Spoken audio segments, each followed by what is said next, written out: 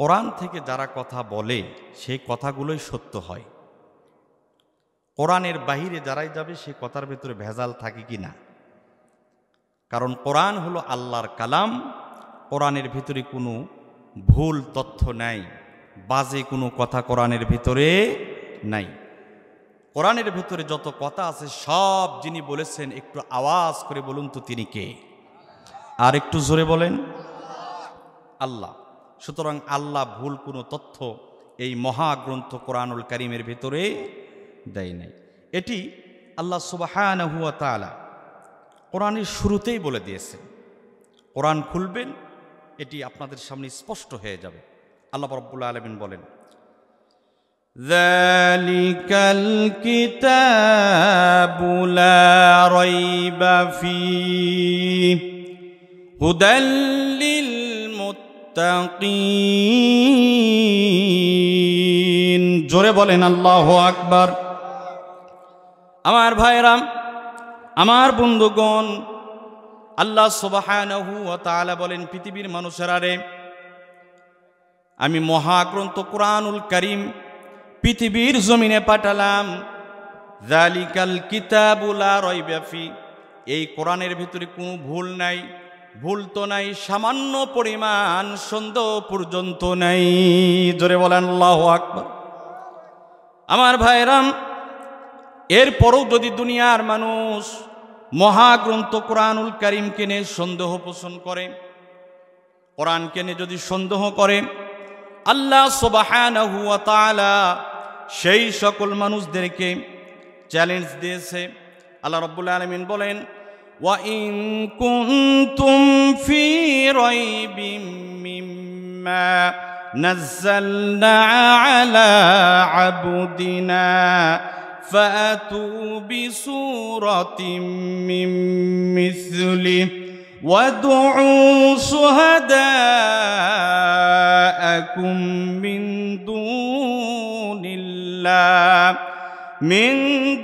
দুনিল্লাহি in কুনতুম সাদিকিন। জোরে বলেন আল্লাহু আকবার। আল্লাহ রাব্বুল আলামিন বলেন, বান্দারে, মহাগ্রন্থ কোরআনুল কারীম দিলাম, এই কোরআনের ভিতরে কোনো সন্দেহ নাই, কোনো ভুল নাই। এরপরও যদি দুনিয়ার কোনো মানুষ আমার কোরআনে সন্দেহ করে, আমি আল্লাহ রাব্বুল আলামিন জানিয়ে দিলাম, তাদেরকে চ্যালেঞ্জ দিয়ে দিলাম। আল্লাহ রাব্বুল আলামিন বলেন, তারা যদি পারে তাহলে আমার নবীর উপরে যেই কোরআনুল কারীম নাজিল করলাম, এই কোরআনের মতো একটা কোরআন বানিয়ে তারা দেখাক, কোরআনের সূরার মতো একটা সূরা বানিয়ে দেখাক। তারা যদি সত্যবাদী হয়, তাহলে যারা কোরআন নিয়ে গবেষণা করে, যারা আরবি ভাষার বড় বড় বিদ্বান, কবি, সাহিত্যিক, দার্শনিক রয়েছে, তাদেরকে ডাক দিয়ে তাদের থেকে সাহায্য কামনা করুক। তাদেরকে বলুক, তোমরা মুহাম্মদ সাল্লাল্লাহু আলাইহি ওয়াসাল্লামের মতো একটা কোরআন আমাদেরকে বানিয়ে দাও, কোরআনের মতো একটা সূরা আমাদেরকে বানিয়ে দেখাও, কোরআনের মতো শব্দ তোমরা বানাও। যদি তোমরা কোরআনের মতো একটা কোরআন বানাতে পারো, যদি কোরআনের সূরার মতো একটা সূরা বানাতে পারো, কোরআনের শব্দের মতো একটা শব্দ যদি তোমরা বানাতে পারো, তাহলে বড় পুরস্কার তোমাদেরকে দেওয়া হবে। মক্কার আবু জেহেল, আবু লাহাব, উতবা, শাইবা এই ঘোষণা যখন মক্কা শহরের ভেতরে দিল, ভাইরা আমার, আরব দেশের বড় বড় কবি, সাহিত্যিক, দার্শনিক, বিদ্বানেরা উপস্থিত হয়ে গবেষণা শুরু করে দিল। তারা কোরআনের মতো কোরআন বানাবে, কোরআনের আয়াতের মতো আয়াত বানাবে, কোরআনের সূরার মতো সূরা বানাবে। ভাইরা আমার, তারা গবেষণায় বসে গেল। দিন পার হয়ে গেল, রাত পার হয়ে গেল, দিনের পর দিন পার হয়ে গেল, রাতের পর রাত পার হয়ে গেল। মহাগ্রন্থ কোরআনুল কারীমের মতো কোরআন বানাতে তো পারলই না। কোরআনের ছোট্ট একটা শব্দ পর্যন্ত তারা বানাতে পারে নাই। জোরে বলেন আল্লাহু আকবার। কারণ এই কোরআন হলো মানব রচিত কোনো কিতাব নয়। তারা রিপোর্ট দিল, লাইসা হাযা কালামুল বাশার, এই কিতাব মানব রচিত কোনো কিতাব নয়। জোরে বলেন আল্লাহু আকবার। এই কিতাব যিনি রচনা করেছেন, যার কালাম, বলুন তো তিনি কে? সুতরাং আল্লাহর কালাম, এর ভিতরে কোনো ভুল থাকার সম্ভাবনা নাই। এটি বরকতময় একটি কিতাব, ঠিক কিনা? এই যে আমরা কোরআন শুনতে এসেছি, কোরআন শুনলে আমাদের লাভ হবে না ক্ষতি হবে? আরো জোরে বলেন, লাভ হবে। কোরআন যারা শুনবে আল্লাহ সুবহানাহু ওয়া তাআলা তাদের ঈমান বৃদ্ধি করে দেবেন। আরো জোরে বলেন। আল্লাহ রাব্বুল আলামিন বলেন, وَإِذَا تُلِيَتْ عَلَيْهِمْ آيَاتُهُ زَادَتْهُمْ ঈমানা। জোরে বলেন আল্লাহু আকবার। আল্লাহ রাব্বুল আলামিন বলেন, মুমিন বান্দার সামনে যদি কোরআনুল কারীম তেলাওয়াত করা হয় তাহলে মুমিন বান্দার ঈমান বেড়ে যায়। জোরে বলেন আল্লাহু আকবার। কোরআন হলো বরকতের কিতাব। কোরআন শুনলে ঈমান বৃদ্ধি হয়, কোরআন পড়লে ঈমান বৃদ্ধি হয়, আল্লাহর রহমত নাজিল হয়ে যায়। এজন্য ভাইরা আমার বেশি বেশি কোরআন শোনার দরকার আছে কি নাই? আল্লাহ রাব্বুল আলামিন দুনিয়ার মানুষদেরকে ডাক দিয়ে জানিয়ে দিচ্ছেন। আল্লাহ তাআলা বলেন, وَإِذَا قُرِئَ الْقُرْآنُ فَاسْتَمِعُوا لَهُ وَأَنصِتُوا لَعَلَّكُمْ তুরহামুন। জোরে বলেন আল্লাহু আকবার। আল্লাহ রাব্বুল আলামিন দুনিয়ার মানুষদেরকে ডাক দিয়ে বলে, হো পৃথিবীর মানুষেরা, যখন কোরআনুল কারীম তেলাওয়াত করা হবে তখন তোমরা মনোযোগের সঙ্গে শোনো এবং চুপ থাকো। আশা করা যায় তোমাদের উপরে রহমত নাজিল হবে। আমার ভাইরা, কোরআন যেখানে পড়া হয়, কোরআনুল কারীমের আলোচনা যেখানে করা হয়, আল্লাহ সুবহানাহু ওয়া তাআলা আসমান থেকে ওই জায়গার ভেতরে বৃষ্টি নাই রহমত নাজিল করে দেন। সুবহানাল্লাহ। এটি সেই কিতাব, সেই কিতাব শোনার জন্য আমরা এসেছি। আল্লাহ সুবহানাহু ওয়া তাআলা আমাদেরকে কবুল করেছেন সেই কোরআন শোনার জন্য। এজন্য আবারও বলি আলহামদুলিল্লাহ, আর জোরে বলি আলহামদুলিল্লাহ। সম্মানিত ভাইরা আমার, আমরা মহা সত্য কোরআনুল কারীম থেকে কথা বলবো।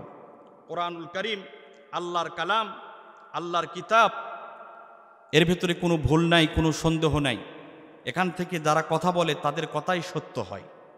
আমি এই কিতাব থেকে আলোচনা করার জন্য একটি সূরা থেকে তেলাওয়াত করেছি। সূরার নাম আল আনকাবুত। জোরে বলেন আল্লাহু আকবার। এই সূরাটি কোরআনুল কারীমের 20 নম্বর পারায় অবস্থিত। 29 নম্বর সূরা। সূরার ভেতরে রুকু আছে 60টি, আয়াতে কারিমা আছে 69টি। জোরে বলেন আল্লাহু আকবার। সূরার নাম আনকাবুত। আনকাবুত মানে মাকড়সা। জোরে বলেন আল্লাহু আকবার। মাকড়সা চেনেন না? মাকড়সা শক্তিশালী প্রাণী না দুর্বল প্রাণী? অত্যন্ত দুর্বল প্রাণী। আল্লাহ সুবহানাহু ওয়া তাআলা একটা দুর্বল প্রাণী মাকড়সার নামে একটি সূরার নামকরণ করেছেন। জোরে বলেন আল্লাহু আকবার। ছোট্ট, আরো ছোট্ট পিপিলিকা, পিপিলিকার নামে একটা সূরা আছে। বলেন না সুবহানাল্লাহ। মৌমাছির নামে সূরা আছে। আল্লাহ বলেন, বান্দা, এই ছোট্ট ছোট্ট পোকামাকড় আর প্রাণীর নামে সূরার নাম করেছি, এতে আমার কোনো লজ্জা হয় না। এই প্রত্যেক প্রাণী, প্রত্যেক পোকামাকড়ের ভিতরে কিছু বৈশিষ্ট্য আছে, এর থেকে কিছু শিক্ষা আছে মানুষের। আমি যে সূরা থেকে তেলাওয়াত করেছি সূরা আনকাবুত, মাকড়সা, মাকড়সার কিছু বৈশিষ্ট্য আছে। এখানে এই সূরার নাম মাকড়সা রাখার কারণ আছে কি নাই? ভাইরা আমার, মাকড়সা দেখবেন খুব সহজে তার বাসা তৈরি করতে পারে, সুন্দর জাল করতে পারে, ঠিক কিনা? সে সুন্দর করে জাল বোনাতে পারে। মানুষের কি ক্ষমতা হবে এরকম জাল বোনানো? সুন্দর করে জাল বোনায়। কিন্তু পৃথিবীর ভিতরে যত ঘর আছে, যত বাড়ি আছে, সব ঘর বাড়ির ভিতরে সবচেয়ে দুর্বল ঘর কিন্তু মাকড়সার, ঠিক কিনা? হালকা একটু বাতাসেও কিন্তু ভেঙ্গে শেষ হয়ে যায়, ঠিক কিনা? আল্লাহ সুবহানাহু ওয়া তাআলা বুঝাতে চান এই সূরা দিয়ে, মাকড়সার নামে সূরা দিয়ে আল্লাহ পৃথিবীর মানব সম্প্রদায়কে বুঝাতে চান, হে পৃথিবীর মানুষেরা, এই পৃথিবীর ভিতরে যারা আমার দুশমন, আল্লাহর দুশমন আছে না? ইসলামের দুশমন আছে কি নাই? যারা আল্লাহর দুশমন, যারা ইসলামের দুশমন, যারা এই পৃথিবীর জমিন থেকে ইসলামকে চিরবিদায় করে দিতে চায়, কোরআনকে পৃথিবীর জমিন থেকে একেবারে শেষ করে দিতে চায়, তারা ইসলামকে পৃথিবীর জমিন থেকে বিদায় করে দেওয়ার জন্য ষড়যন্ত্রের জাল বানায়। কিসের জাল বানায়? ষড়যন্ত্রের জাল বুনায়। সেই জালের ভেতরে মুসলমানদেরকে ফেলে আক্রমণ করে ইসলাম ও মুসলমানদেরকে চিরবিদায় করে দিতে চায়। আল্লাহ সুবহানাহু ওয়া তাআলা সেই সকল দুশমনদেরকে ডাক দে বলে, হে পৃথিবীর ইসলামের দুশমনেরা, কোরআনের দুশমনেরা, আমি আল্লাহর দুশমনেরা, শুনে রাখো, তোমাদের জাল যতই শক্তিশালী হোক না কেন, যতই মজবুত হোক না কেন, আমি আল্লাহর কাছে তোমাদের ষড়যন্ত্রের জাল মাকড়সার জালের চাইতেও দুর্বল। জোরে বলেন আল্লাহু আকবার। আল্লাহ বলেন, তোমরা যতই ষড়যন্ত্র করো না কেন, ওই জাল আমি আল্লাহর কাছে মাকড়সার চাইতেও দুর্বল। এজন্যে সূরার নামকরণ করা হয়েছে মাকড়সা। তাহলে এই সূরার ভেতরে চমৎকার কথা আছে, আমরা সেটা শুনবো অল্প সময়ের ভেতরে। আল্লাহ সুবহানাহু ওয়া তাআলা আমাদেরকে ধৈর্যের সঙ্গে শোনার তৌফিক দান করুন। আমি 2 নম্বর এবং 3 নম্বর আয়াতে কারিমাত থেকে আলোচনা করব। আমরা আলোচনার ভেতরে যাওয়ার আগে শয়তান থেকে, শয়তানের ওয়াসওয়াসা থেকে আল্লাহর কাছে সাহায্য চাই।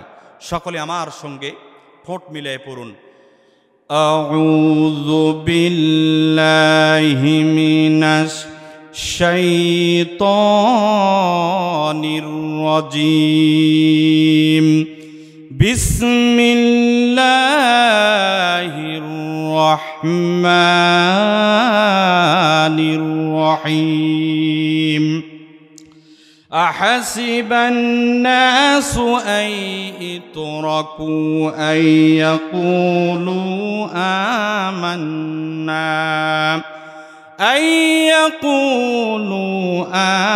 آمنا وهم لا يفتنون। জোরে বলেন আল্লাহু আকবার। আল্লাহ রাব্বুল আলামিন দুনিয়ার মানুষদেরকে লক্ষ্য করে বলে, হে মানুষেরা, তোমরা কি মনে করেছো ঈমান এনেছি বলেই তোমাদেরকে ছেড়ে দেওয়া হবে, তোমাদেরকে পরীক্ষা করা হবে না? দুনিয়ার মানুষেরা, তোমরা মনে করেছো ঈমান এনেছি বলে তোমাদেরকে ছেড়ে দেওয়া হবে, তোমাদেরকে পরীক্ষা করা হবে না? আল্লাহ পৃথিবীর মানুষদেরকে ডাক দে বলে, অবশ্যই অবশ্যই আমি আল্লাহ রব্বুল আলামিন তোমাদেরকে পরীক্ষা করব। ওয়ালাকাদ ফাতান্নাল্লাযীনা মিন ক্বাবলিহিম ফালায়া'লামান্নাল্লাহুল্লাযীনা সাদাকু ওয়ালায়া'লামান্নাল কাযিবিন। জোরে বলেন আল্লাহু আকবার। আল্লাহ রাব্বুল আলামিন বলেন, পৃথিবীর মানুষেরা রে, অবশ্যই আমি তোমাদের পরীক্ষা করব। এই তোমাদের আগে পূর্ববর্তী যত মানুষ ছিল যারা ঈমানের দাবি করেছে, আমি আল্লাহ তাদেরকেও পরীক্ষা করেছি। তাদেরকে পরীক্ষা করে আমি আল্লাহ দেখেছি, আমি আল্লাহ জেনেছি ঈমানের দাবিতে সত্যবাদী কারা আর ঈমানের দাবিতে মিথ্যাবাদী কারা। আমার ভাইরা, পূর্ববর্তী যারা ঈমানের দাবি করেছে, আল্লাহ সুবহানাহু ওয়া তাআলা সকল ঈমানদারদেরকে ঈমানের পরীক্ষা করেছেন। আল্লাহ সুবহানাহু ওয়া তাআলা আমাদেরকেও পরীক্ষা করবেন। ঈমানের পরীক্ষার থেকে আমরা ছাড় পাবো না। ভাইরা আমার, এই কথাটা আল্লাহ সুবহানাহু ওয়া তাআলা কোরআনুল কারীমের গুরুত্বপূর্ণ সূরা হুদের 6 নম্বর আয়াতে কারিমার ভিতরে সুন্দর করে আল্লাহ রাব্বুল আলামিন বলতেছেন, أم حسبتم أن تتركوا ولما يعلم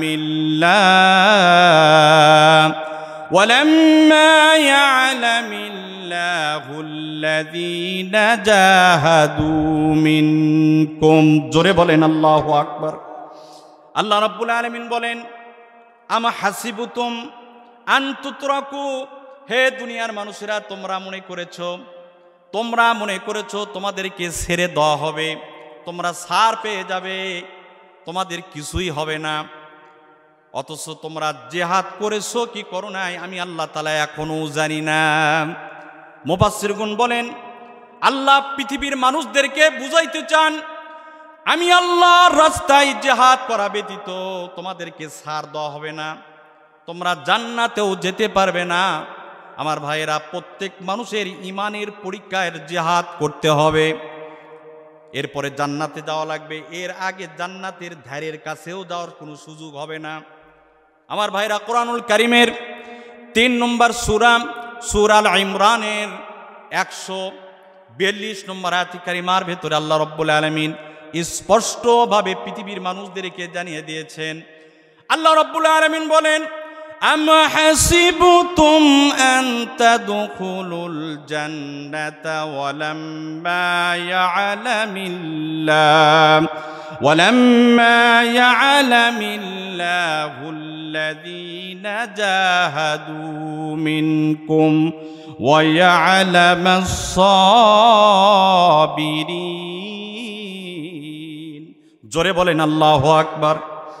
আল্লাহ রাব্বুল আলামিন বলেন, পৃথিবীর মানুষেরা, আম হাসিবতুম আন তাদখুলুল জান্নাহ, তোমরা মনে করেছো সহজেই আমরা জান্নাতে ঢুকে যাব, তোমরা মনে করেছো আমরা জান্নাতে প্রবেশ করব, অথচ তোমরা ইমানের পরীক্ষা দিয়েছো কিনা, ইমানের পরীক্ষায় জিহাদ করেছো কিনা, ইমানের পরীক্ষার কষ্ট যখন আসে, বিপদ যখন আসে, তখন ধৈর্য ধরেছে কিনা, সবর ইখতিয়ার করেছো কিনা, ধৈর্য ধরেছো কিনা, এটা আল্লাহ এখনোই জানি না।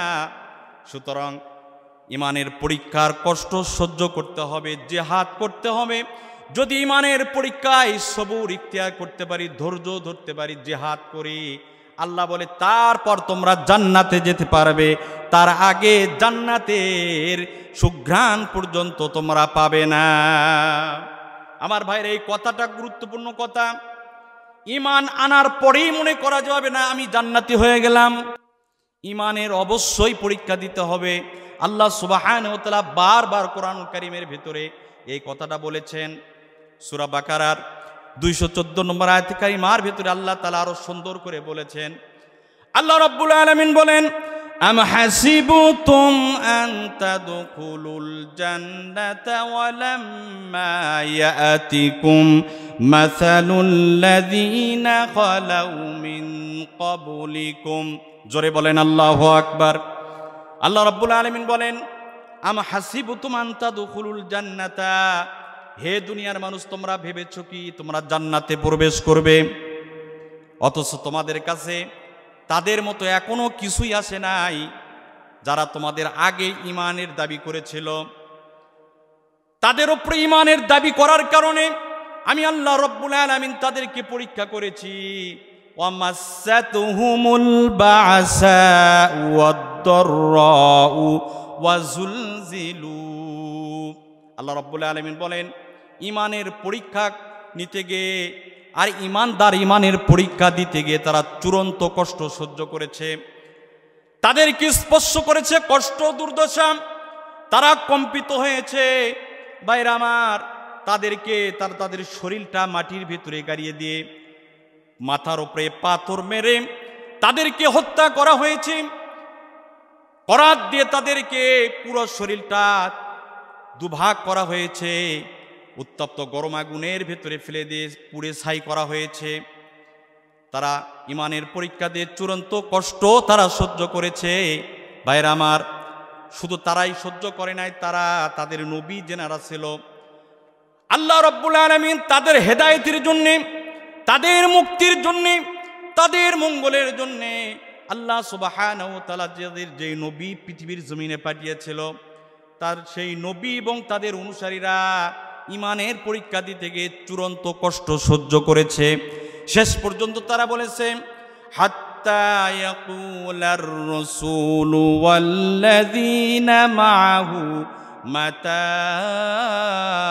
নাসরুল্লাহ। জোরে বলেন আল্লাহু আকবার। তাদের রাসূল এবং তাদের অনুসারী ইমানদার বান্দারা ইমানের পরীক্ষা দিতে গিয়ে তারা চূড়ান্ত পর্যায়ে যখন পৌঁছেছিল, তারা বলেছিল, আল্লাহ মাতা নাসরুল্লাহ, কখন আপনার পক্ষ থেকে আমাদের উপরে সাহায্য আসবে, কখন আমরা এই বিপদ থেকে মুক্তি পাব, এই কষ্ট থেকে মুক্তি পাব। ভাইরা আমার, আল্লাহ রাব্বুল আলামিন এই আয়াতগুলোর মাধ্যমে আমাদেরকে বুঝাচ্ছেন ঈমান আনলেই হবে না, ঈমান আনার পরে অবশ্যই অবশ্যই ঈমানের পরীক্ষা দেওয়া লাগবে। ঈমানের পরীক্ষা দেওয়া ব্যতীত জান্নাতের চিন্তা করা বোকামি ছাড়া আর কিছুই। তোমরা যারা ঈমান এনেছো, ঈমানের দাবি করো, তোমাদেরও পরীক্ষা নেব। আগের জামানায় যারা ঈমানের দাবি করেছে তাদেরও পরীক্ষা নিয়েছি। সম্মানিত ভাইরা আমার, একজন ছাত্র কলেজে পড়াশোনা করে, স্কুলে পড়াশোনা করে, হঠাৎ করে ছাত্রকে ডাক দিয়ে যদি পরীক্ষার হলে ঢুকে দেওয়া হয়, যদি বলা হয় পরীক্ষা দাও, বলুন তো কিছু লিখতে পারবে কি? আরো জোরে বলেন। কোন বিষয়ে পরীক্ষা দেবে সে বিষয়ই তো জানে না। এজন্য পরীক্ষাটা সম্ভব ওই সময় হবে যখন তাকে আগে বলা হবে অমুক তারিখ তোমার পরীক্ষা হবে, এই বিষয়ের ওপরে পরীক্ষা হবে। তখন সেই ছাত্র প্রস্তুতি গ্রহণ করে সে পরীক্ষা দেবে এবং সে সফলতা পাওয়ার সম্ভাবনা আছে, ঠিক কি না? আল্লাহ সুবহানাহু ওয়া তাআলা আমাদেরকে প্রথম দয়া করলেন, বললেন হে মানব সম্প্রদায় তোমাদের পরীক্ষা হবে। তাহলে আমরা বুঝলাম আমাদের অবশ্যই পরীক্ষা হবে। এরপরে আবার জানিয়েছে তোমাদের পরীক্ষা হবে 5টা বিষয়ে। কয়টা বিষয়ে? এই 5টা বিষয় সারা পৃথিবীর সকল ঈমানদার বান্দাদেরকে আল্লাহ সুবহানাহু ওয়া তাআলা জানিয়ে দিয়েছেন। বলেন আল্লাহু আকবার। আরো জোরে বলেন আল্লাহু আকবার। সম্মানিত ভাইয়েরা আমার, যখন আমরা জানতে পারছি আমাদের পরীক্ষা হবে, আর বিষয়ে যদি আমরা জানি তাহলে পরীক্ষা পাস করার সম্ভাবনা আছে কি নাই? তাহলে এই যে বিষয়ের কথা আল্লাহ জানিয়ে দিয়েছেন, এ জানিয়ে দিয়ে আমাদের উপর দয়া করে নাই? দয়া করছে। কি বিষয়ে পরীক্ষা হবে? এটি কোরআনুল কারীমের 2 নম্বর সূরা, সূরা বাকারার ভেতরে আল্লাহ সুবহানাহু ওয়া তাআলা বলতেছেন, আল্লাহ রাব্বুল আলামিন বলেন وَلَنَبْلُوَنَّكُمْ بِشَيْءٍ مِّنَ الْخَوْفِ وَالْجُوعِ وَنَقْصٍ مِّنَ الْأَمْوَالِ وَالْأَنفُسِ وَالثَّمَرَاتِ। জোরে বলেন আল্লাহু আকবার। আল্লাহ রাব্বুল আলামিন দুনিয়ার ঈমানদার বান্দাদেরকে ডাক দিয়ে জানিয়ে দিল, হে পৃথিবীর ঈমানদারেরা, তোমরা যারা ঈমানের দাবি করো অবশ্যই অবশ্যই তোমাদের 5টা বিষয়ে পরীক্ষা নেওয়া হবে। কয় বিষয়ে বলেন? 5টা বিষয়ে পরীক্ষা নেওয়া হবে। আল্লাহ রাব্বুল আলামিন বলেন বিশাইইম মিনাল খাউফ, কিছু ভয়ের মাধ্যমে, ভীতির মাধ্যমে তোমাদের পরীক্ষা নেওয়া হবে, ভয় ভীতির মাধ্যমে। 2 নম্বর হলো ওয়াল জু, ক্ষুধা দারিদ্রতা দিয়ে তোমাদেরকে পরীক্ষা নেওয়া হবে। 3 নম্বর ওয়া নাকসিম মিনাল আমওয়াল, মালের ক্ষতির মাধ্যমে তোমাদের পরীক্ষা নেওয়া হবে। 4 নম্বর ওয়াল আনফুস, জানের ক্ষতির মাধ্যমে তোমাদের পরীক্ষা নেওয়া হবে। 5 নম্বর ওয়াস সামারাত, ফল ফলাদির বিনষ্টের মাধ্যমে তোমাদের পরীক্ষা নেওয়া হবে। ভাইরা আমার, এই 5টা বিষয়ে মুমিন বান্দার পরীক্ষা নেওয়া হবে। কোন মুমিন এই 5টা বিষয়ে পরীক্ষার সম্মুখীন হবে, কোন মুমিন 2-1টা বিষয়ে পরীক্ষার সম্মুখীন হবে। আমার ভাইয়েরা, এই বিষয়গুলো যখন আমাদের সামনে চলে আসবে, আমরা যখন পরীক্ষার সম্মুখীন হব, ভাইরা আমার, এই পরীক্ষায় যেন আমরা পাস করতে পারি, বিপদ থেকে যেন আমরা উদ্ধার হতে পারি, মুক্তি পাই, তার একটা মাধ্যম আল্লাহ তাআলা আমাদেরকে জানিয়ে দিয়েছেন, তার পদ্ধতি জানিয়ে দিয়েছেন। সেই পদ্ধতি হলো আল্লাহ রাব্বুল আলামিন বলেন, বান্দারে, বিপদ আমি আল্লাহ তোমাদেরকে দিয়েছি, পরীক্ষা আমি আল্লাহ দিয়েছি, আমি ওই বিপদ দূর করে দেব, পরীক্ষায় পাস করে দেব। আমি আল্লাহর কাছে সাহায্য চাও। জোরে বলেন আল্লাহু আকবার। বিপদ দূর করে দেওয়ার ক্ষমতা কার কাছে আছে? কোনো নেতা নেত্রীর ভেতরে ক্ষমতা নাই, পীর দরবেশের ভেতরে ক্ষমতা নাই। এই ক্ষমতা একমাত্র শুধুমাত্র যার ভেতরে আছে, একটু আওয়াজ করে বলুন তিনি কে? আমার ভাইয়েরা, আল্লাহর কাছে সাহায্য যদি আমরা চাই তাহলে বিপদ দূর হয়ে যাবে, মুসিবত দূর হয়ে যাবে, পরীক্ষাও আমরা পাস করব। আমার ভাইয়েরা, এই সাহায্য আমরা কিভাবে, কোন পদ্ধতিতে আল্লাহর কাছে সাহায্য চাবো? আল্লাহ সুবহানাহু ওয়া তাআলা এই কথাটাও পরিষ্কারভাবে আমাদেরকে বলে দিয়েছেন। আল্লাহ রাব্বুল আলামিন বলেন, ইয়া আইয়ুহাল্লাযীনা আমানুস্তাঈনু বিস-সাবরি ওয়াস-সালাহ ইন্নাল্লাহা মা'আস সাবিরিন। জোরে বলেন আল্লাহু আকবার। আল্লাহ রাব্বুল আলামিন দুনিয়ার ইমানদার বান্দাদেরকে ডাক দিয়ে বলে, হে দুনিয়ার ইমানদারেরা রে, তোমরা যখন পরীক্ষার সম্মুখীন হবে, বিপদ মুসিবতের ভিতরে যখন পড়বে, তখন তোমরা ধৈর্যের মাধ্যমে আমি আল্লাহর কাছে সাহায্য চাও। জোরে বলেন আল্লাহু আকবার। ধৈর্যের মাধ্যমে আমি আল্লাহর কাছে সাহায্য চাও। আল্লাহ রাব্বুল আলামিন বলেন, তোমরা যদি ধৈর্যের মাধ্যমে আমি আল্লাহর কাছে সাহায্য চাও, তাহলে শুনে রাখো, ইন্নাল্লাহা মা'আস সাবিরিন। জোরে বলেন আল্লাহু আকবার। আল্লাহ তাআলা বলেন, ধৈর্যের মাধ্যমে যদি তোমরা আমি আল্লাহর কাছে সাহায্য প্রার্থনা করো, তোমাদেরকে আমি সাহায্য করব, তোমাদের সাথী আমি হয়ে যাব, ধৈর্যশীল বান্দার সাথী হয়ে যাব। ভাইরা আমার, আল্লাহ যদি আমাদের সাথী হয়ে যায় তাহলে কোনো চিন্তা আছে নাকি? কোনো চিন্তা নাই। তাদের ব্যাপারে স্পষ্টভাবে বলা যায়, লা খাউফুন আলাইহিম ওয়ালা হুম ইয়াহজানুন। জোরে বলেন আল্লাহু আকবার।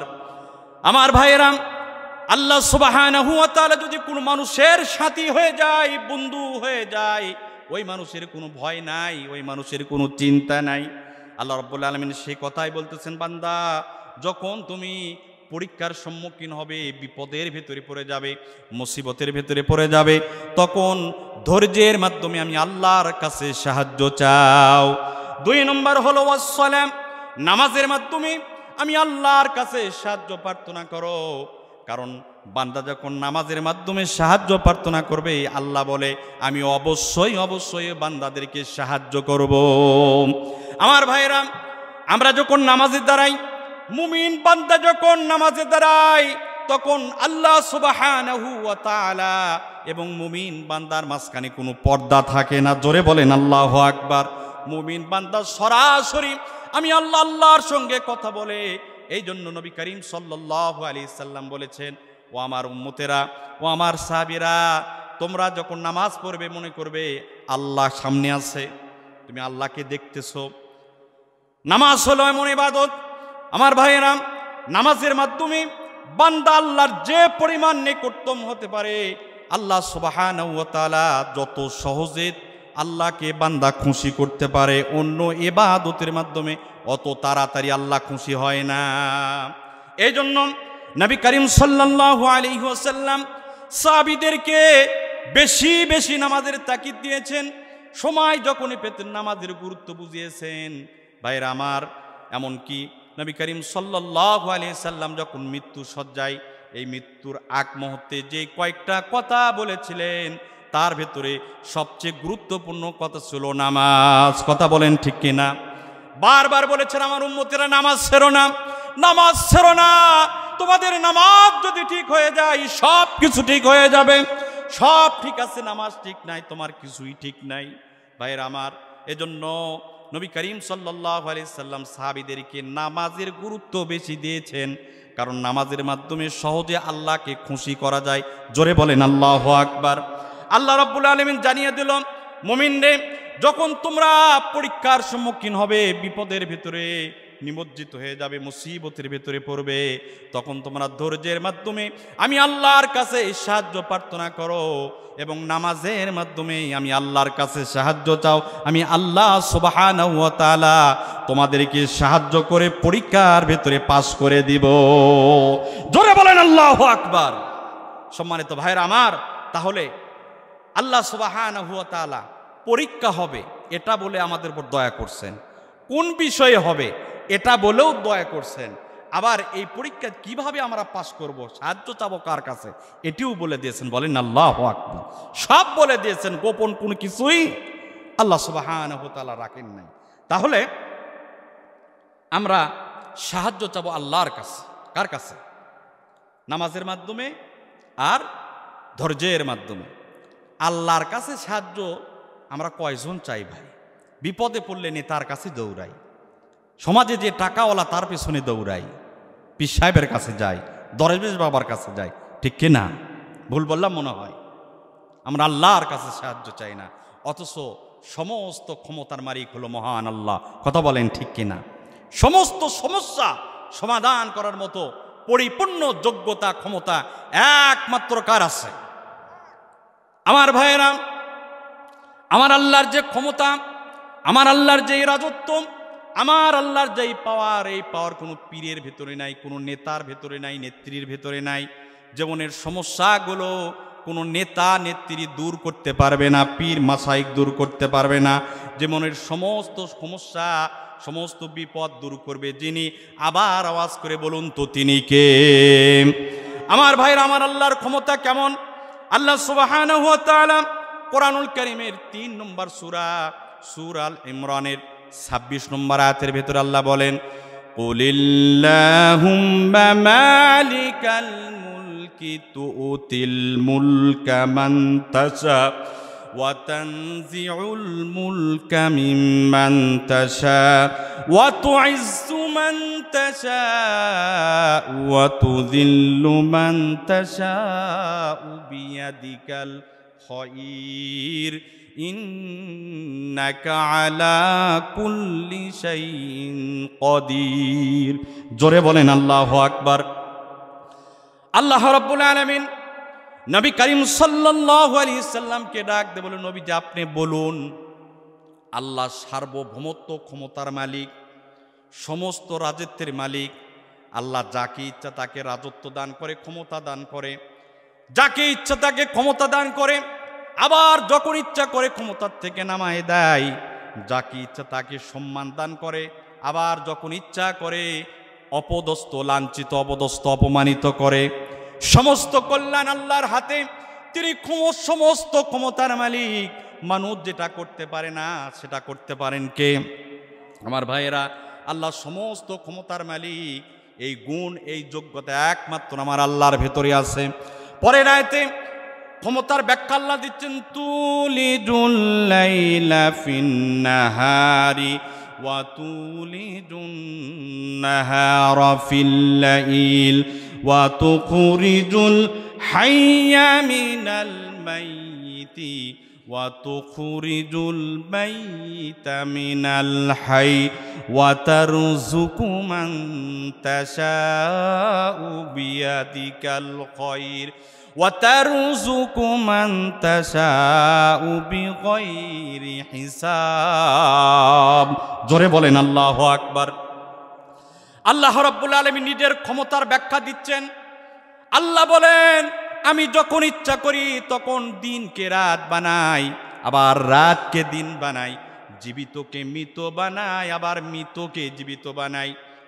কোটিপতি অডাল সম্পদের মালিককে আমি আল্লাহ ফকির বানায় দেই, আবার ফকিরকে মুহূর্তের ভেতরে অডাল রিজিক দিয়ে কোটিপতি বানিয়ে দিই। জোরে বলেন আল্লাহু আকবার।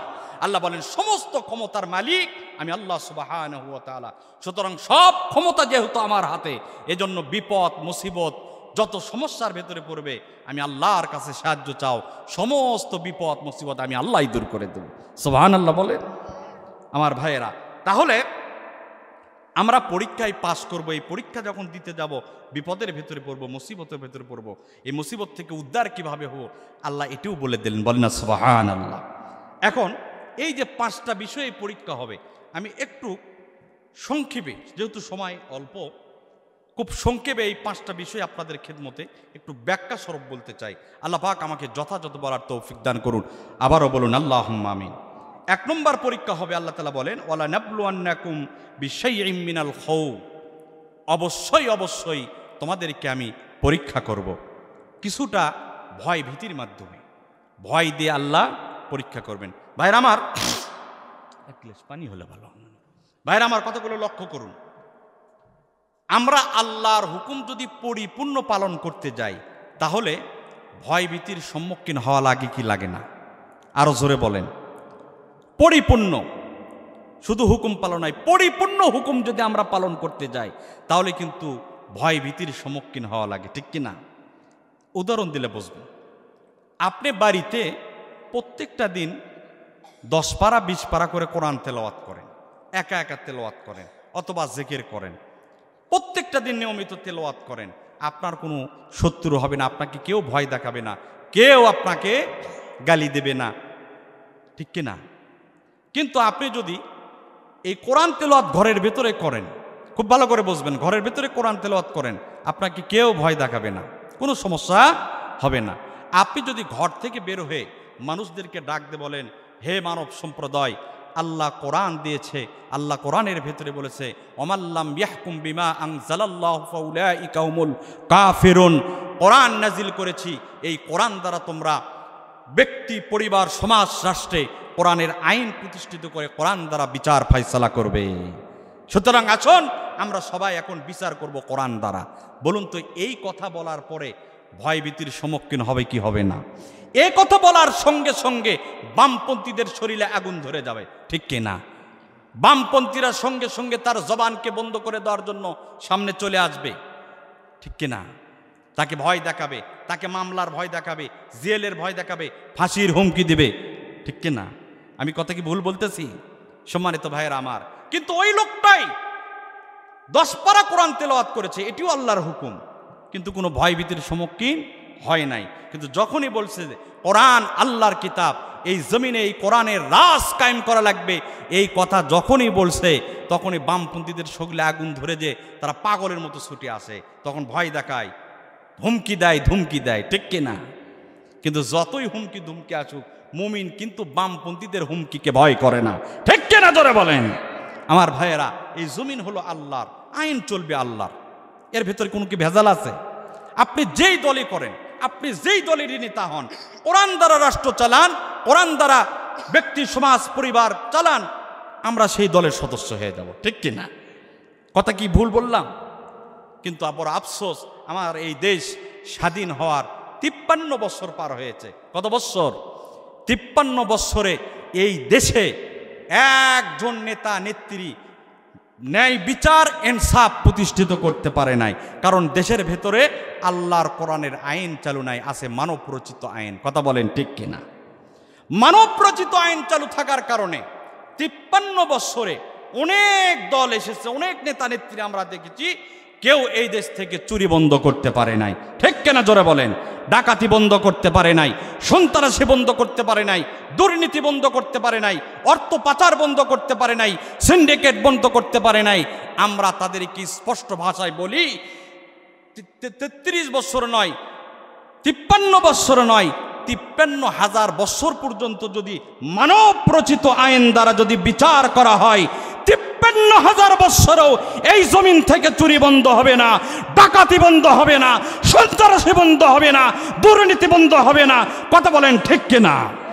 এই জমিন থেকে চুরি বন্ধ করতে চাইলে, ডাকাতি বন্ধ করতে চাইলে, সন্ত্রাসী বন্ধ করতে চাইলে, অর্থ পাচার বন্ধ করতে চাইলে মানব রচিত আইনকে দাপন করে দেয় আল্লাহর কোরআনের আইন লাগবে। কথা বলেন ঠিক কিনা? ও মুসলমান, এই জমিনে আল্লাহর কোরআনের আইন প্রতিষ্ঠিত হোক, কোরআন দ্বারা বিচার হোক, কোরআন দ্বারা সমাজ গঠন হোক, এটা প্রাকিতান কিতান নাম।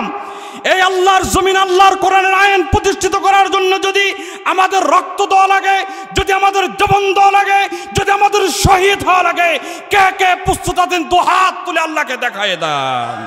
নারে তাকবীর, লিল্লাহে তাকবীর, আল্লাহু আকবার, লিল্লাহে তাকবীর। 53 বছর পার হয়েছে, তারপরও এদেশে শান্তি আসে নাই। কিয়ামত পর্যন্ত শান্তি আসবে না যদি কোরআনকে বাদ দিয়ে বিচার করা হয়, কোরআন বাদ দিয়ে যদি সমাজ গঠন করা হয়, রাষ্ট্র গঠন করা হয়। কথা বলেন ঠিক কিনা? আল্লাহ সুবহানাহু ওয়া তাআলা এই দেশটাকে কোরআনের দেশ বানিয়ে দিন, বলেন আমিন। তাহলে আল্লাহর হুকুম পরিপূর্ণভাবে যখনই পালন করতে যাবেন, তখন ভয় ভীতির সম্মুখীন হতে হবে। কথা বলেন ঠিক কিনা? এটা নতুন নয়, পৃথিবীর শুরু থেকে যারাই আল্লাহর হুকুম পরিপূর্ণভাবে পালন করার চেষ্টা করেছে, তারাই ভয় ভীতির সম্মুখীন হয়েছে। সাহাবায়ে কেরামের জীবনে অসংখ্য ঘটনা আছে, তারা আল্লাহর হুকুম পরিপূর্ণভাবে পালন করতে গিয়ে তারা জীবন পর্যন্ত দিয়েছে, তারপরও ঈমান বিক্রি করে নাই। জোরে বলেন আল্লাহু আকবার। আমার ভাইয়েরা, এই বিষয়টা বোঝানোর জন্যে নবী করিম সাল্লাল্লাহু আলাইহি ওয়াসাল্লামের সাহাবীদের জীবন থেকে একজন সাহাবীর কথা যদি আপনাদেরকে বলি, আপনারা বুঝতে পারবেন। নবী করিম সাল্লাল্লাহু আলাইহি সাল্লামের জামানায় রোম বিজয় করার জন্য রোমদের সঙ্গে একটা যুদ্ধর কথা হয়েছিল, তাবুকের যুদ্ধ। নবীর সাহাবীরা তাবুকের ময়দানে যখন গেলেন, রোমের সৈন্যরা মুসলমানদের দেখে ভয়তে ময়দান থেকে পালিয়ে গেল। জোরে বলেন আল্লাহু আকবার। যুদ্ধ হলো না ভাইরা আমার। এরপরে খলিফাতুল মুসলিমিন হযরত ওমর রাদিয়াল্লাহু তাআলা আনহুর খিলাফত আমলে তিনি সিদ্ধান্ত নিলেন রোমদের সঙ্গে যুদ্ধ করবে, রোম মুসলমানদের আয়ত্তে আনা দরকার।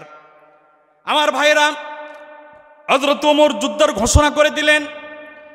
এই ঘোষণা রোমের সম্রাট শোনার পরে রোমের সম্রাট রোমের বড় বড় সৈন্যদেরকে ডাক দিল। ডাক দিয়ে বলল, শোনো, আমরা তো মুসলমানদের সঙ্গে অসংখ্যবার যুদ্ধ করেছি, কিন্তু কোনো যুদ্ধে আমরা জয় লাভ করতে পারি নাই। কারণ কি? তোমরা আমাকে বলো, আমাদের চাইতে মুসলমানদের সংখ্যা কি বেশি নাকি? রোমের সৈন্যরা রিপোর্ট দিল, ও আমাদের সম্মানিত সম্রাট, আমাদের চাইতে মুসলমানের সংখ্যা কম, আমরাই সংখ্যায় বেশি।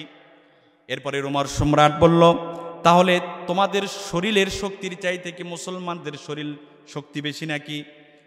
রোমের সৈন্যরা বলল, না না, তারা তো মোটা রুটি খায়, তাদের শরীর অত্যন্ত দুর্বল।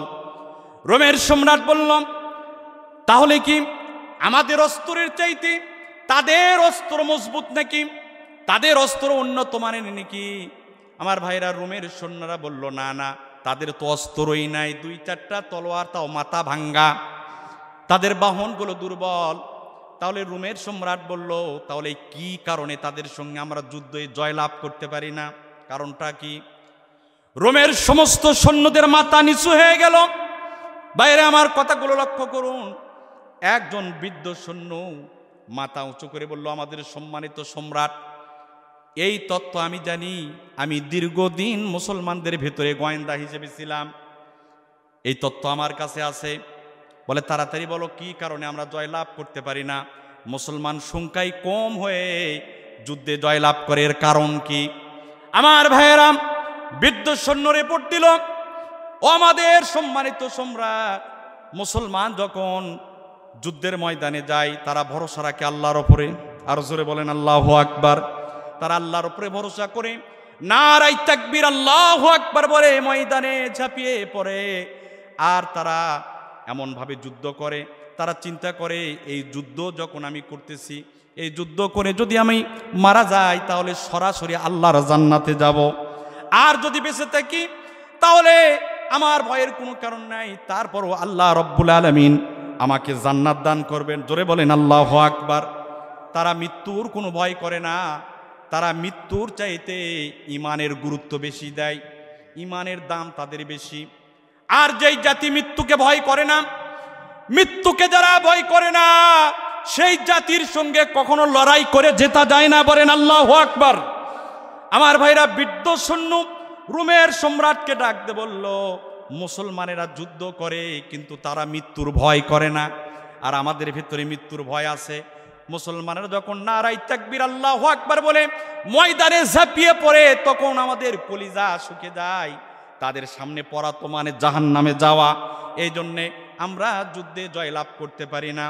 আমার ভাইয়েরা, রোমের সম্রাট বলল, মৃত্যুর ভয় করে না, তারা আবার কোন জাতি, তারা কেমন মানুষ, এটা তো দেখা দরকার। ভাইয়েরা আমার, রোমের সম্রাট এই বিষয়টা পরীক্ষা করতে চাইল। রোমের সম্রাট এবার সৈন্যদেরকে বলল, এবার যখন যুদ্ধ হবে, যুদ্ধে কে জিতবে আর কে পরাজয় বরণ করবে এটা বড় ব্যাপার না, তোমরা কয়েকজন মুসলমান সৈন্যকে গ্রেফতার করে আমার কাছে আনবে, তাদের আমি পরীক্ষা করতে চাই তারা সত্যিই নাকি মৃত্যুকে ভয় করে কি করে না, এটা আমি দেখতে চাই। আমার ভাইয়েরা, যুদ্ধ শুরু হয়ে গেল। এক পর্যায়ে যুদ্ধ শেষ হয়ে গেল। রোমের সৈন্যরা, রোমান সৈন্যরা কয়েকজন সাহাবীকে, মুসলিম সৈন্যকে গ্রেফতার করে রোমের সম্রাটের সামনে হাজির করল। রোমের সম্রাটের সামনে হাজির করে বলল, এরা মুসলমান। রোমের সম্রাট তাদেরকে লক্ষ্য করে বলল, তোমাদের ভিতরে নেতাকে? আমার ভাইয়েরা, তাদের ভিতর থেকে একজন নওজোয়ান দাঁড়িয়ে বলল, আমি নেতা। তেনার নাম হলো হযরত আব্দুল্লাহ বিন হুযাফা রাদিয়াল্লাহু তাআলা আনহু। কিতাবের ভিতরে লেখছে 20 থেকে 25 বছর বয়স হবে, নওজোয়ান। আব্দুল্লাহ বিন হুযাফা বলে, আমি নেতা, আমি এই কাফেলার আমির, আমিনুল মুমিনিন হযরত ওমর এই কাফেলার নেতা বানিয়ে আমাকে এখানে পাঠিয়েছে। আমার ভাইয়েরা, রোমের সম্রাট তখন আব্দুল্লাহ বিন হুযাফাকে ডাক দিয়ে নিজের ডান পাশে বসালেন। জোরে বলেন আল্লাহু আকবার। রোমের সৈন্যরা তো আশ্চর্য হয়ে গেল, শত্রুদেরকে কেন ডান পাশে বসালো, সম্মানিত করা হলো, কারণ কি? কিছুক্ষণ পর তারা কারণ বুঝতে পেল। রোমের সম্রাট আব্দুল্লাহ বিন হুযাফাকে ডাক দিয়ে বলল, আব্দুল্লাহ বিন হুযাফা রে, তোমাকে আমি ডান পাশে জায়গা দিয়েছি, শুধু এতটুকুই না, আমার যত সম্পদ আছে সমস্ত সম্পদ আমি দুভাগ করে এক ভাগ তোমাকে দিয়ে দেব। আর শুধু এতটুকুই না, আমার একটা সুন্দরী মেয়ে আছে, এই সুন্দরী মেয়ে তোমার সঙ্গে বিবাহ দেব। আমি যখন মারা যাব তখন সমস্ত সম্পদের মালিক তুমি নিজেই হয়ে যাবে, তুমি রোমের সম্রাট হয়ে যাবে, বাকি জীবন তুমি আরামে থাকবে, তোমার কোনো টেনশন হবে না, কোনো চিন্তা থাকবে না, বিলাসী জীবন তুমি পেয়ে যাবে। কিন্তু শর্ত হলো একটা। শর্ত কয়টা? রোমের সম্রাট বলল, শর্ত একটা, আমার মেয়েও পাবে, আমার সম্পদও পাবে, তুমি রোমের সম্রাট হয়ে যাবে, সারা জীবন আরামে থাকবে, তোমার কোনো চিন্তা থাকবে না। আমার ভাইয়েরা, আব্দুল্লাহ বিন হুযাফা বলে, শর্তটা কি? তাড়াতাড়ি বলেন। রোমের সম্রাট বলে, শর্ত অন্য কিছুই না, এই মুহূর্ত তোমাকে ইসলাম ত্যাগ করা লাগবে। জোরে বলেন নাউযুবিল্লাহ। আমার ভাইয়েরা, আব্দুল্লাহ বিন হুযাফা বসা ছিলেন, সঙ্গে সঙ্গে দাঁড়ায় গেলেন আর রোমের সম্রাটকে ডাক দিয়ে বললে, এ রোমের কুকুর, তুই আমারে চিনিস না? আমি মুহাম্মাদুর রাসূলুল্লাহ সাল্লাল্লাহু আলাইহি সাল্লামের সাহাবী। আমার ঈমান এত সস্তা না, তোর সম্পদ কেন, সারা দুনিয়ার সব সম্পদ যদি আমি আব্দুল্লাহর পায়ে রাখিস, এরপরও আমি আব্দুল্লাহ ইসলাম ত্যাগ করতে রাজি নাই। জোরে বলেন আল্লাহু আকবার। আমার ভাইয়েরা, আব্দুল্লাহ বিন হুযাফা এই কথা বলার পরে রোমের সম্রাট ক্ষিপ্ত হয়ে গেল, রাগান্বিত হয়ে গেল, অর্ডার দিয়ে দিল, আব্দুল্লাহকে গ্রেফতার করো, কারাগারের ভেতরে বন্দি করে রাখো। ভাইয়েরা, আমার কথাগুলো লক্ষ্য করবেন। আব্দুল্লাহ বিন হুযাফা রাদিয়াল্লাহু তাআলা আনহু সহ যারা মুসলমান ছিলেন তাদেরকে অন্ধকার কারাগারে বন্দি করে রাখা হলো। আমার ভাইয়েরা, খাবার পানি বন্ধ করে দেওয়া হলো। প্রত্যেকটা দিন আব্দুল্লাহ বিন হুযাফার পিঠে আমার ভাইয়েরা বেতের আঘাত করা হতো, আর বলা হতো, আব্দুল্লাহ রে, এখনো সময় আছে, ইসলাম ত্যাগ করো, কালেমা ছেড়ে দাও, কালেমা ছাড়তে তোমার দেরি হবে, তোমার মুক্তি দিতে দেরি হবে না। আমার ভাইয়েরা, আব্দুল্লাহ বিন হুযাফা বলে, এ রোমের সৈন্যরা, তোমরা যদি আমাকে মারতে মারতে শহীদ করে ফেলে দাও, আমি আব্দুল্লাহ বিন হুযাফা ঈমান ছাড়তে রাজি নাই। জোরে বলেন আল্লাহু আকবার। আমার ভাইয়েরা, হযরত আব্দুল্লাহ বিন হুযাফার শরীরে আঘাত করতে করতে পুরা শরীরটা রক্তে লাল করে দিল। আমার ভাইরা, প্রচন্ড শরীরের ব্যথা। বন্ধু আমার, শুধু তাই নয়, এক সপ্তাহ পার হয়ে গেল, আব্দুল্লাহ বিন হুযাফা কোনো খাদ্য গ্রহণ করে নাই, কোনো পানি খায় নাই, পানি পান করে নাই। ক্ষুধার যন্ত্রণায় হযরত আব্দুল্লাহ বিন হুযাফা বেহুশ হয়ে মাটিতে পড়ে গেলেন। আমার ভাইরা, রোমের সৈন্যরা রোমের সম্রাটকে যে রিপোর্ট দিল, আব্দুল্লাহ বিন হুযাফা ক্ষুধার যন্ত্রণায় বেহুশ হয়েছে, এই মুহূর্তে যদি আব্দুল্লাহকে খাবার না দেওয়া হয়, আব্দুল্লাহ মারা যাবে। রোমের সম্রাট বলে, ঠিক আছে, খাবার দাও, কিন্তু সব খাবার দেওয়া যাবে না। দেখো ইসলাম ধর্মে কোন খাবার হারাম, বলেন নাউযুবিল্লাহ। আমার ভাইয়ের, আব্দুল্লাহ বিন হুযাফার জন্য খাবার হিসেবে শুয়োরের গোশত নির্ধারণ করা হলো, আর পানি হিসেবে শরাব নির্ধারণ করা হলো, মদ নির্ধারণ করা হলো। আমার ভাইয়েরা, শুয়োরের গোশত আর মদ আব্দুল্লাহ বিন হুযাফার সামনে হাজির করা হলো। বলা হলো, আব্দুল্লাহ, এটা হলো শুয়োরের গোশত আর এটা হলো মদ। আব্দুল্লাহ বিন হুযাফা উচ্চ আওয়াজে বলে, আমি মুসলমান, আমি শুয়োরের গোশত খেতে পারি না। জোরে বলেন আল্লাহু আকবার।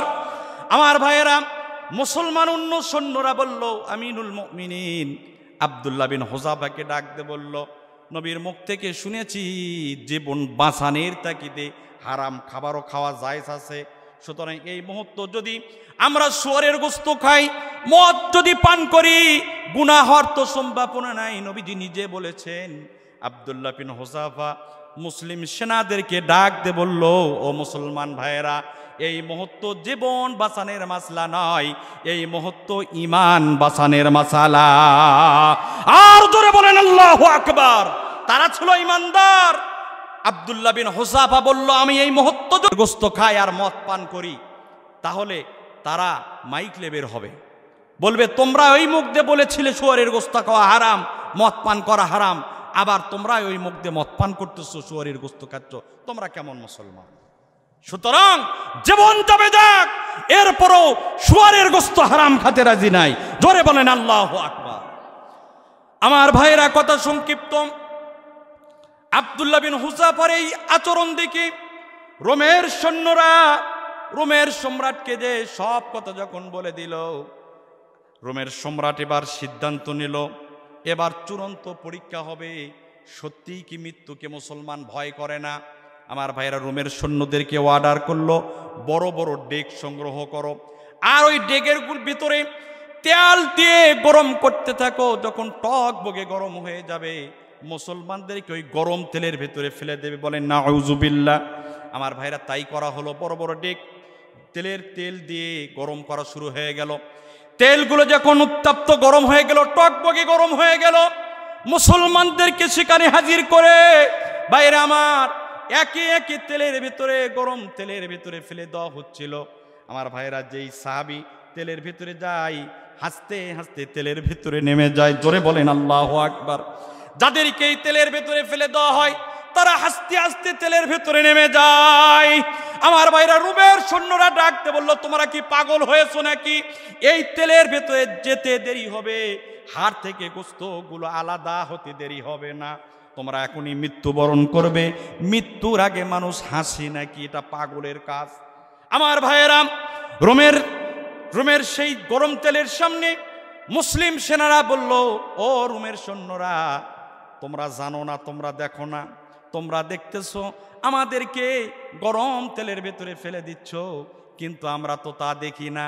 আমরা দেখতেছি রব্বুল আলামিন আমাদেরকে জান্নাতে ঢুকানোর জন্য জান্নাত থেকে হুর পাঠিয়ে দিয়েছে, তেলের ভেতর নামতে দেরি হচ্ছে, আল্লাহর জান্নাতে যেতে দেরি হচ্ছে না।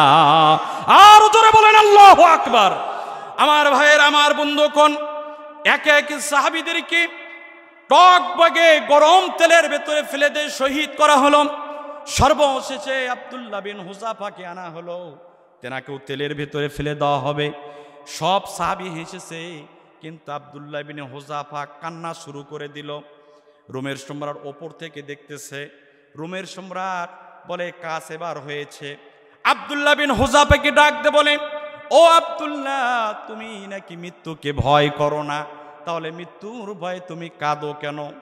আমার ভাইয়েরা, আব্দুল্লাহ বিন হুযাফা রোমের সম্রাটকে ডাক দে বলল, রোমের সম্রাট, তুমি আমার কাঁদা বোঝো নাই, আমি মৃত্যুর ভয়ে কাঁদি না, আমি আফসোস করে কাঁদি। রোমের সম্রাট বলে, তোমার কিসের আফসোস?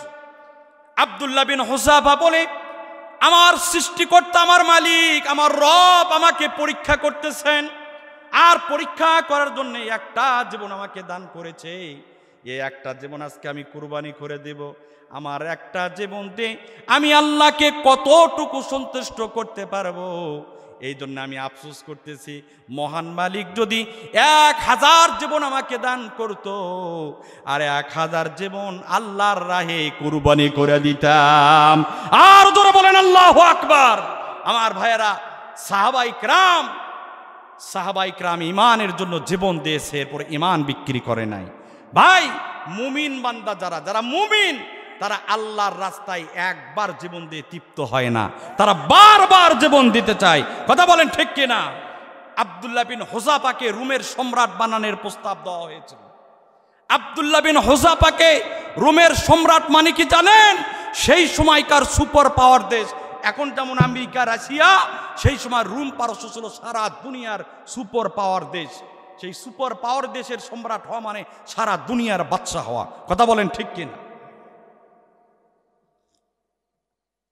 আব্দুল্লাহ বিন হুযাফা দুনিয়াকে লাথি দিয়েছে, ইমান গ্রহণ করেছে, ইমান বিক্রি করে নাই।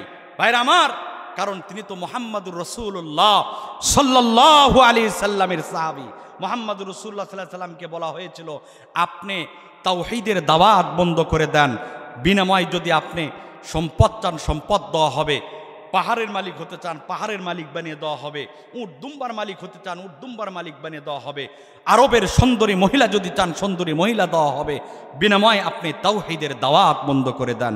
নবী করিম সাল্লাল্লাহু আলাইহি সাল্লাম বলেছিল, ও মক্কার আবু জেহেল, উতবা, সাইবা, আবু লাহাব, তোমরা যদি আমার ডান হাতে সূর্য এনে দাও আর বাম হাতে যদি চাঁদ এনে দাও, আমি মুহাম্মদুর রাসূলুল্লাহ কালেমার দাওয়াত বন্ধ করব না। জোরে বলেন আল্লাহু আকবার। আবু জেহেলের সেই কৌশল রোমের সম্রাট খাটিয়েছিল আব্দুল্লাহ বিন হুযাফার উপরে। আব্দুল্লাহ বিন হুযাফার উপরে যেই কৌশল খাটিয়েছিল, বর্তমান যুগে ১৫০০ বছর পর নব্য আবু জেহেল যারা, তারাও আল্লামা সাঈদীর ক্ষেত্রে একই কৌশল খাটিয়েছিল। কথা বলেন ঠিক কিনা? আমি আল্লামা সাঈদীর সন্তানের মুখ থেকে শুনেছি, আল্লামা সাঈদীকে বলা হয়েছিল ইসলামী আন্দোলন ত্যাগ করেন, ইসলামী আন্দোলন ত্যাগ করেন, আপনাকে ধর্মমন্ত্রী বানানো হবে। আল্লামা সাঈদী বলেছিল জীবন চলে যাবে, শহীদ হব, ফাঁসির কাস্টে ঝুলব, এরপর ইসলামী আন্দোলন ছাড়তে রাজি নাই। জীবন দিয়েছে, এরপরও কালেমাত থেকে সরে দাঁড়ায় নাই। এটা হলো ইমানদারের পরিচয়। কথা বলেন ঠিক কিনা? আমার ভাইয়েরা, আল্লাহ সুবহানাহু ওয়া তাআলা বলেন, ওয়ালা নাবলুওয়ান্নাকুম বিশাইইম মিনাল খাউফ। হে দুনিয়ার মানুষ, তোমাদেরকে অবশ্যই অবশ্যই আমি আল্লাহ ইমানের পরীক্ষা করব, তোমাদেরকে কিছু ভয় ভীতির মাধ্যমে পরীক্ষা করব। ভাইরা আমার, আল্লাহর হুকুম যখন আমরা পালন করতে যাব, বাতিলদের পক্ষ থেকে, বামপন্থীদের পক্ষ থেকে ভয় ভীতি আসবে, বাধা আসবে, কিন্তু এই বাধা, যত বাধা আসুক, ইমান থেকে সরা যাবে না। কথা বলেন ঠিক কিনা? আর ২ নম্বর পরীক্ষা হলো ওয়াল জু, ক্ষুধা দরিদ্রতা দিয়ে আল্লাহ সুবহানাহু ওয়া তাআলা মুমিন বান্দাদেরকে পরীক্ষা করবেন। ভাইরা আমার, ক্ষুধা দরিদ্রতা আল্লাহ পাক দান করবে আমাদেরকে পরীক্ষা করার জন্যে। আমাদের সমাজে অনেক মানুষ রয়েছে, তারা মনে করে আমি গরিব হয়েছি, আমাকে আল্লাহ ভালোবাসে না। অমুক ব্যক্তি কোটি কোটি টাকার মালিক, অমুক ব্যক্তি লাখ লাখ টাকার মালিক, তাকে আল্লাহ ভালোবাসে দেখে সম্পদ দিয়েছে, আর আমাকে আল্লাহ ভালোবাসে না, এই জন্য সম্পদ দেয় নাই। এমন বলনেওয়ালা মানুষ আমাদের দেশে আছে কি নাই? আমার ভাইরা, অথচ আল্লাহ বলতেছেন ইন্নামা আমওয়ালুকুম ওয়া আওলাদুকুম ফিতনা। নিশ্চয় দুনিয়ার মানুষ জেনে রাখো, তোমাদের সম্পদ, তোমাদের মাল পরীক্ষা। আল্লাহ সুবহানাহু ওয়া তাআলা সম্পদ দেন পরীক্ষা করার জন্যে, আবার দরিদ্রতা দেন, ক্ষুধা দেন আমার ভাইরা পরীক্ষা করার জন্যে। আমার ভাইরা, আল্লাহ সুবহানাহু ওয়া তাআলা কারুনকে অঢাল সম্পদ দিয়েছিল কিনা? কারুনের সম্পদ দেখে সেই সময়কার মুমিন বান্দারা বলেছিল, কারুনকে মনে হয় আল্লাহ বেশি ভালোবাসে, এই জন্য কারুনকে এত সম্পদ দিয়েছে, আমাদেরকে আল্লাহ ভালোবাসে না, এই জন্য দরিদ্র বানাচ্ছে। আমার ভাইয়েরা, এই কারুনকে যখন মুসা আলাইহিস সালাম দাওয়াত দিল, ও কারুন, তোমাকে আল্লাহ অনেক সম্পদ দান করেছে, তুমি এই সম্পদগুলো আল্লাহর রাস্তায় দান করো, যাকাত দিয়ে দাও। তখন কারুন বলল, আল্লাহ আমাকে কিভাবে দান করলো? আমি নিজে তো কামাই করেছি, আমার পরিশ্রম করে, আমি পরিশ্রম করে কামাই করেছি, আল্লাহ আমাকে কিভাবে সম্পদ দিল? আমার ভাইয়েরা, যাকাত তো দিলই না, মুসা আলাইহিস সালামকে কটাক্ষ করলো, গালি দিল, আর ষড়যন্ত্র করলো। একটা পতিতাকে ভাড়া করলো, পতিতাকে ডাক দিয়ে বলল, মুসা যখন আগামীকাল দিনের দাওয়াত দেবে মানুষদেরকে, তখন তুমি সেই মজলিসের ভেতরে দাঁড়ায়া বলবে, মুসা তুমি আজকে ভালো ভালো কথা বলো, আর গত রাত্রে আমার সঙ্গে অপকর্ম করেছো। বলেন নাউজুবিল্লাহ। আমার ভাইয়েরা, এই পতিতা মহিলা দাঁড়াই গেল। পরের দিন মুসা আলাইহিস সালাম দিনের দাওয়াত মানুষদেরকে দিচ্ছে। আমার ভাইয়েরা, মুসা আলাইহিস সালাম যখন ভালো ভালো কথা মানুষদেরকে শোনাচ্ছে, মহিলা দাঁড়ায় মুসা আলাইহিস সালামের ব্যাপারে অপবাদ দেবে, কিন্তু আমার আল্লাহ তার জবান দ্বারা মন্দ কথা বের করে দিল না, বরং মুসা আলাইহিস সালামের প্রশংসা করতে লাগলেন। আর উল্টা কারুনের পতন ঘটাই দিলেন আল্লাহ সুবহানাহু ওয়া তাআলা। কারুন তার সমস্ত সম্পদ নিয়ে মাটির ভিতরে ডাবতে শুরু করে দিল। তাফসিরের কিতাবে পড়েছি, কিয়ামত পর্যন্ত কারুন আর কারুনের সম্পদ নিজ দিকে ডাবতেই থাকবে।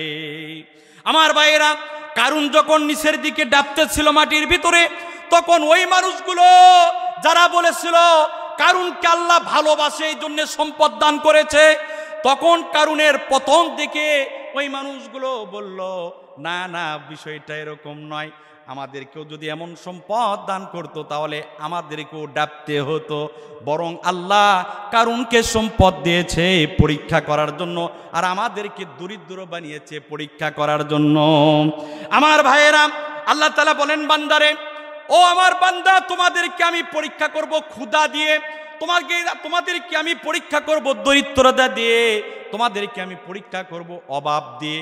আমাদের জীবনে অভাব আছে কি নাই, দরিদ্রতা আছে কি নাই? ভাইরা আমার, আল্লাহ বলেন বান্দারে, এমন সময় তোমরা ধৈর্য ধরো, আমি আল্লাহর কাছে সাহায্য চাও, তোমার অভাব আমি আল্লাহ দূর করে দিব, দরিদ্রতা দূর করে দিব। কারণ রিজিকের মালিক হলো আল্লাহ, রিজিকের ভান্ডারের চাবি আছে আমি আল্লাহর হাতে। ওমা মিন দাব্বাতিন ফিল আরদি ইল্লা আলাল্লাহি রিজকুহা।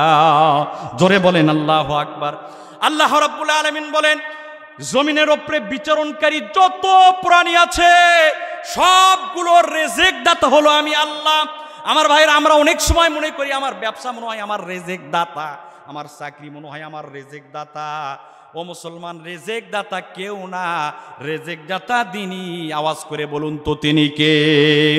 আমার ভাইয়েরা, এই জন্য অভাব দরিদ্রতা যখন আসবে তখন সাহায্য চেতে হবে আল্লাহর কাছে।